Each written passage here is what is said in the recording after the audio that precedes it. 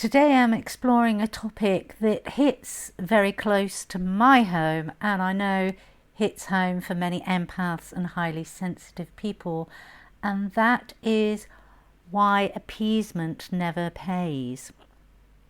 Now, my father in my early 20s used to say to me, appeasement never pays, and he used to say it with such anger at me. And I used to think, why are you always so aggressive? Just chill out, chill out. And it's one of those phrases and one of the aspects of getting older and being reflective on our upbringings that has really made me want to do this podcast today, because appeasement doesn't ever pay. The words that we hear as teenagers, as young adults, growing up into the world from our parents, from those people that nurture us, from those caregivers, are usually great words of wisdom, and yet we pay little attention to them because they never had the skills in which to communicate it in a way that made sense to us at the time. It's interesting, and it does hit home for me, especially this week, because it's only a few days, well, we're 2 days now, post 20 years of losing him. And it's just pure confirmation of how he always walks with me, even though he's not here on the physical realm. He's still influencing me, he's still driving me. And for each and every one of you, you will have somebody that maybe is still in your life, that is still a very positive influence, that still has and holds lots of wisdom. So the first thing I want to say is just take a step back. When somebody is being impassionate with what they're trying to impart with you, take a step back, away from the emotive and the emotions of it, and hear the words, reflect on the words.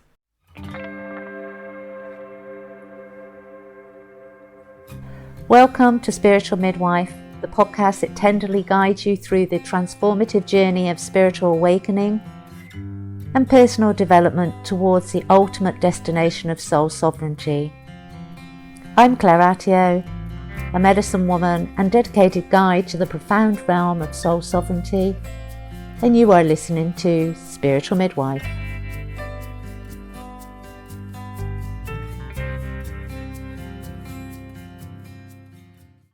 The thing about appeasement is we've all done it. You would have found yourselves in a situation where you constantly put others' needs before your own. That is a trait of an empath. It's a trait of a highly sensitive person.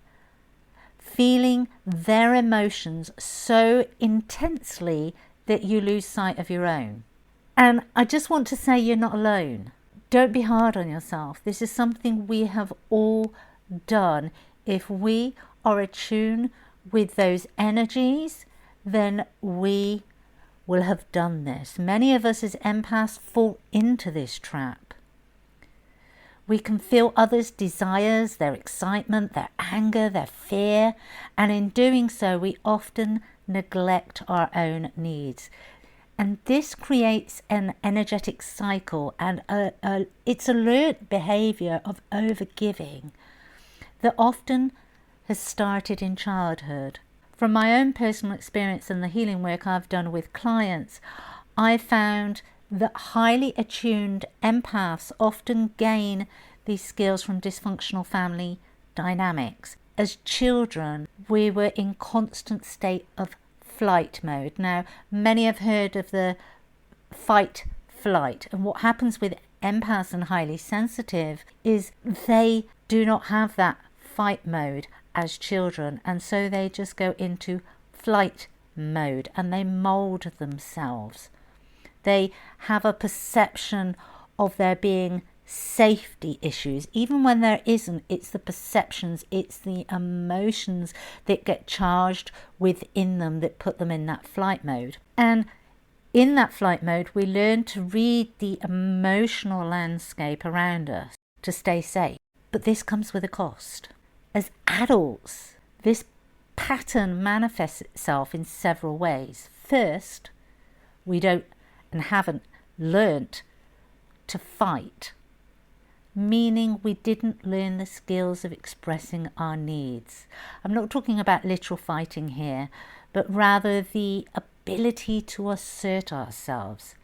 And secondly, we become so entrenched in this pattern that we don't even realize we are allowed to express our needs. And it's for this reason, I believe, we've seen so many empath and narcissistic coupling in the past. Thankfully, there's been significant education on these dynamics over the years, but many still play the appeasement game.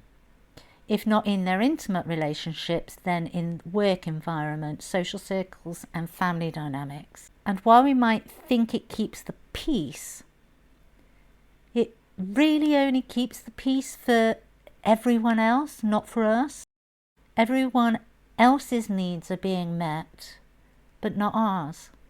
The crucial point I want to make in this episode is that by playing the appeasement game, we are energetically telling the universe, hey universe, give me more of this.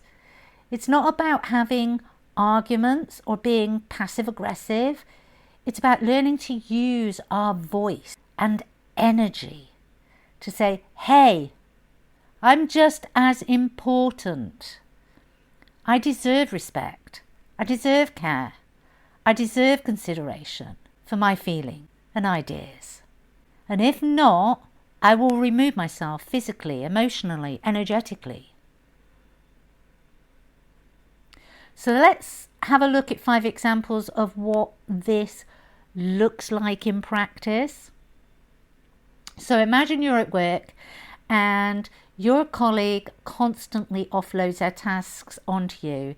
Instead of silently taking on their workload to keep the peace, you calmly express that while you're willing to help, occasionally, you have your own responsibility that needs your attention.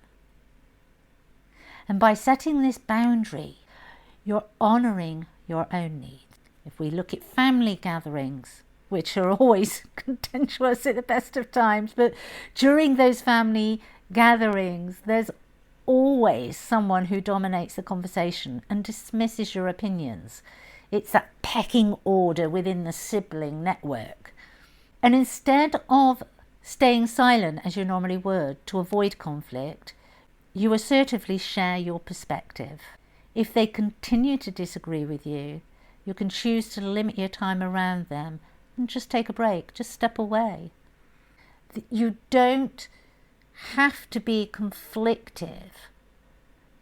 Just by removing yourself and removing your energy in a calm, not in an ignited way. So you're not removing yourself and going into another room seething. You're just like, right, they're disrespecting me, that's their ish. I'm just going to take myself out of this space and go and have a cup of tea somewhere else.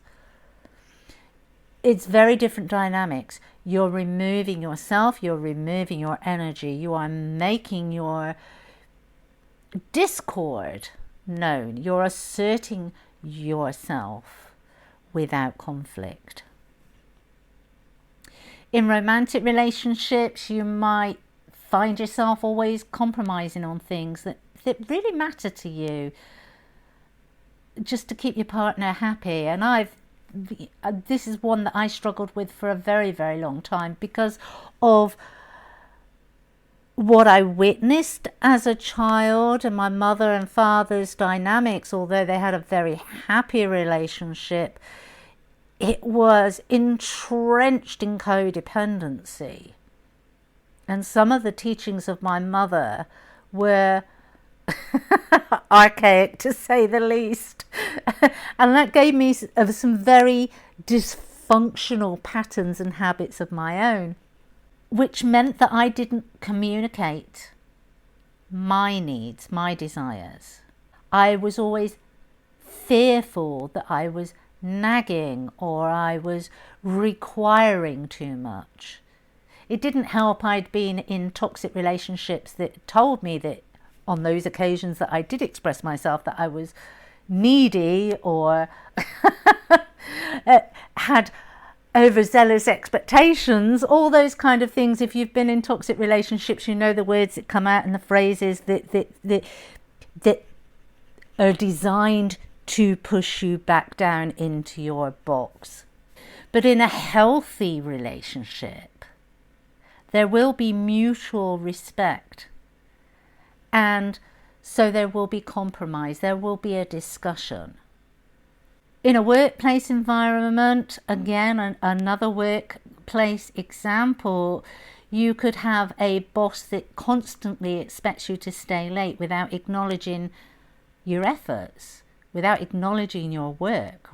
It's your responsibility when you're working to change these patterns, when you're working to step into your authenticity, to empower yourself as a soul sovereign being, to have a respectful conversation about your work-life balance. And there are some wonderful memes and short videos on how to word this beautifully, respectfully, in a way that is non-confrontational but immensely assertive. So if you're struggling, be honest with yourself that you're struggling. Be honest with yourself that you wouldn't really know how to communicate that without coming across aggressive, or without coming across as that passive aggressive, or without coming across as being emotional. Because I think that's one that a lot of women fear, that when they speak up, they're going to come across as emotional. And so we keep quiet. We're really fortunate we live in an age where, and I stopped there because it's fortunate, unfortunate, where social media, I mean, it's available to us all, and it can be, you can lose yourself there, and you can pick up information that is really just adds to the dysfunction rather than helps. But there is also, like everything, there is that yin and that yang. There are also some really good psychological classes out there for us all to learn from. Having a respectful conversation with that boss in that way will set clear boundaries about your availability. The key is not only to say it, but to stick to what you've said. A lot of people back down if they feel a whiff of negative energy coming from the other one because they've got angry because you've actually finally spoken up for yourself. It's very easy to be energetically pushed back into those old programs of appeasement, and this is where you need to stand in your power and stand firm. Remember, it's not about creating that conflict. It's about honouring yourself, your needs. By doing this, you're telling the universe, hey universe, I deserve respect. I deserve care. I deserve consideration. You're breaking the cycle of overgiving, and you're teaching yourself and others that your needs are important too. As I said right at the beginning, my father said to me many, many times, appeasement never pays. It's taken me 30 years to really take that lesson on board, what he was trying to impart to me. So thanks, Dad, because it may seem like it keeps the peace, but in reality it only serves to keep everyone else comfortable whilst you suffer. By stepping into your power and asserting your needs in an emotionally intelligent way, you create a healthier, more balanced dynamic in all areas of your life. Don't be afraid to use your voice. Don't be afraid to stand up for your needs. Until next time, you have been listening to Spiritual Midwife.